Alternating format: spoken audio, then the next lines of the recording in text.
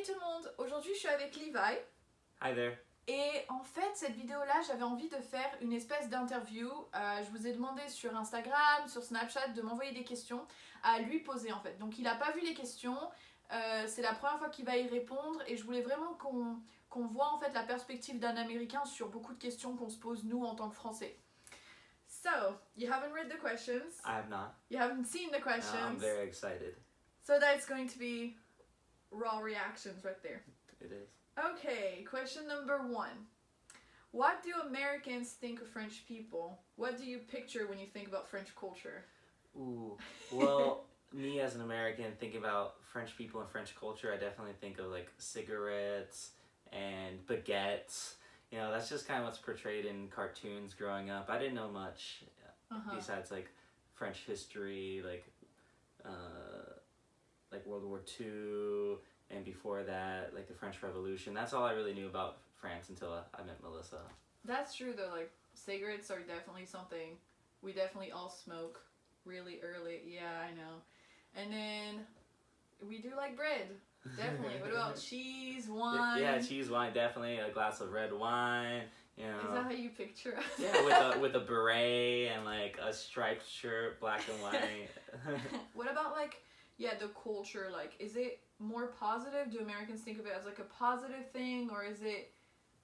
Well, the word French is used to sell a lot of stuff. However, like when we think of French people, we think of them like complaining and nothing's good enough for them, you know? Yeah, but it's like fashion too. Like, Definitely like Paris and whatnot. Like we think about the fashion. Oh, this is a French suit. Yeah, it adds some prestige to it.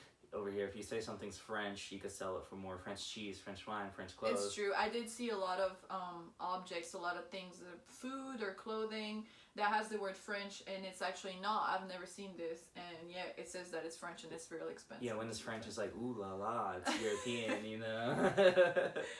Okay, question number 2. Is it true that Americans have gun everywhere and that you grew up with it, like we can see in American movies? Unfortunately, it is really common. Do a lot of American kids grow up around guns? Like when did you see your first gun or like touch your first gun? I shot my first gun when I was about 6 years old. But even before then, it's in the cartoons, it's in the video games. I don't know about there, but here we have Nerf guns, so you grow up playing with guns. We do have Nerf guns too. Yeah, it's very common. But like real guns. I saw my first real gun when I was an exchange student, so I was 16 years old, and my host dad showed me his first gun. That's the first time I like touched a real one, but I was 16, you know. Yeah, no, from a very young age I was taught about gun safety and how to properly handle a gun, so it's really common here. Do you like it? Do you like guns? Do you plan on having guns? I do. I do like the idea of being able to protect myself. That's a very my American family. thing, yeah, so I'm asking. Yeah, I don't have anything against guns as long. It's in the culture. Yeah, definitely. Yeah. Okay, cool. Question number 3. Why are they drive-thrus for everything? Like fast food places, bank, pharmacies. Like, why do Americans have so many drive-thrus? We're in a rush. We gotta make our money, yeah? Everyone's running everywhere. So you think it's like to speed up things? Yeah, it's for convenience. Here we have something called, we call it the microwave generation. We expect our food to be done in 2 minutes because of the microwaves. We expect, we have instant messaging. We have next day delivery. We want everything fast and convenient. There's a big market for that. Do you like it, like the drive-thrus and stuff? Like, do you think it's a good thing? Sometimes it is convenient. However, also it's nice sometimes to just sit down and relax. Maybe at like the Starbucks or the local coffee shop, just being able to sit down and not be in a rush. But definitely in drive-thrus, you feel that there's a rush. Like, it'll be faster. Yeah. Drive-thrus do go faster than the inside of the stores. Yeah, I have used the bank, but I've never been through a pharmacy drive-thru. Not yet. Like, it's just weird to me. Like, but banks are cool. Like, you literally pull up in the drive-thru and you just literally put your card and get your money and drive off. Like, that's it's easy. Like, that's cool, right? Like, it's cool. Okay, question number 4. How do Americans perceive religion? So it's kind of mixed. So America, we call it the melting pot. So we have people from all sorts of different cultures and backgrounds, but it also depends on what part of the country you live in. It's a really big country. Some places we have something called the Bible Belt down south, where What is that? it's a part of the country where Christianity is predominant, and it's there in the schools. There's a church house on every corner. This religion is really bigger in some places than others.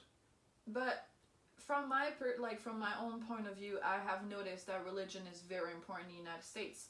There are hundreds of churches in one city, and there's like in a lot of American houses, when you enter, there are like crosses on the walls. So I feel like when they ask like, yeah, how do Americans perceive religion, it's like it's important in Americans' life, right? Like, Yeah, certainly. Even if you have you ever been to church? Yeah, I was raised in a religious household. You have Leonardo da Vinci's Last Supper up on the wall. Like, it is very, very common, and it is a big part of people's lives, even if you aren't like a devout religious person. Did you go to church on Sundays? I went to church twice on Sundays, once on Wednesday, and Bible study on Monday. Yeah, I actually played in the church band too. There you go. It is important, yeah, definitely. Okay, next question. We hear everywhere that eating healthy in the US is difficult and more expensive. Is it true? Do you have any examples? Well, things are getting easier for that, but it is more tempting and more like less expensive to eat unhealthy. If you go into like our local supermarkets, the oily, fatty, fried foods are going to be cheaper. At McDonald's, a burger is less than $2. You could get a soda this big for $1. And so it's definitely easier to eat unhealthy, and it tends to happen a lot more. How much is a salad compared to a burger? A salad will definitely be more expensive. You see kale, like for instance, like kale is quite expensive.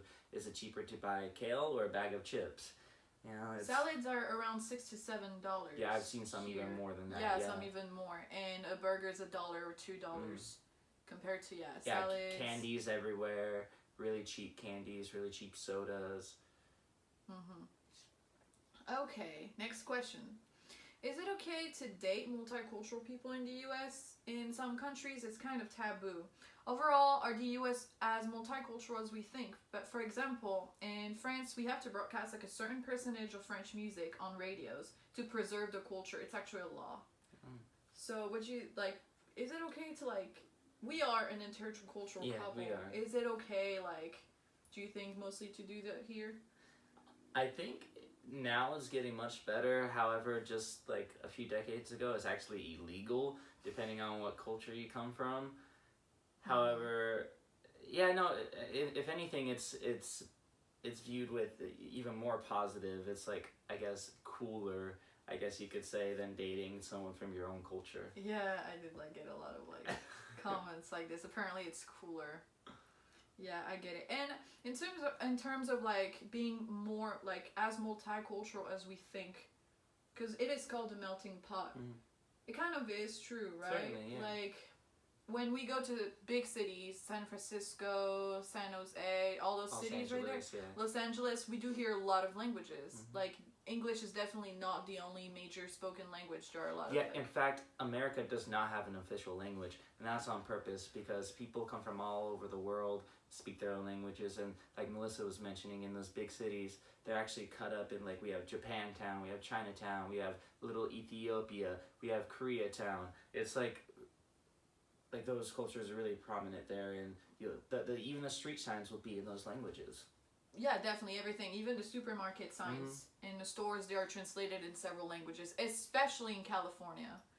Everything is both Spanish and English in most stores, and then you have like depending on where you go. And even now, like if you turn on the radio, a lot of songs are mixed English and Spanish. It started with Despacito, but then it went on from there. All right, next question. I'm going to stay in the US for 6 months and hesitate between San Francisco, San Diego. Which one do you recommend? Well, honestly, it depends on what kind of weather you like. I've lived in Northern and Southern California. If you like warm weather and beaches, then San Diego will probably be your bet. but my heart is really in San Francisco. You have the rolling hills. It's more of like a city life. The culture is really good there, really mixed. You have beaches, but it does get a little cold and windy opposed to San Diego. However, if you want to do more traveling, if you go to San Diego, Mexico is like 30 minutes away. You could go to Mexico too. It all depends what you're looking for and what time of the year you're going as well. Cool. But both cities are really nice. Okay, yeah. I've never been to San Diego, but I've always been wanting to go, so maybe we should do that one maybe day. we'll see. Okay. How does dating work in the US in terms of responsibilities, time frame? Is there any major differences with France? So things go really fast here, and you know, sometimes you'll be talking to someone and you might even kiss them or whatnot, but it doesn't mean you're dating. What we do here is you actually have to ask the person out. You say, hey, Melissa, do you want to be my girlfriend? Do you want to go out? Do you still do this as adults? Is it still a thing to like ask someone So, out? Or is it just like... yeah, to make it official, you could go on 5 dates with someone. It doesn't mean you're actually dating them until you ask them to actually be your girl. It's not assumed, because especially here in America, people are like polyamorous, and so they'll see multiple people, and they could be going on dates with you on Saturday and going on dates with someone else on Sunday. So yeah, you have to ask the personality to be official and to be, just you two. So I really haven't dated in France that much, but from what I know about the culture, I don't think that we actually ask out. I think it's kind of assumed.